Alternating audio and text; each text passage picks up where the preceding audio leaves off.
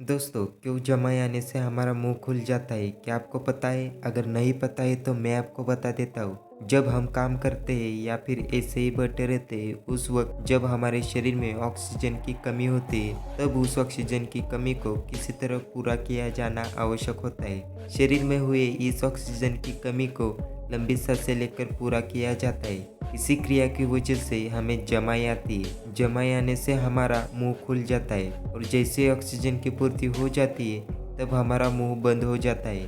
बाद में नाक से हम सांस लेते रहते हैं। इसी वजह से जमाई लेते समय हमारा मुंह खुल जाता है। इसे ही और अमेजिंग इन्फॉर्मेशन के लिए अभी हमारे चैनल को सब्सक्राइब कर दे, क्योंकि हम ऐसी वीडियो बनाते रहते हैं।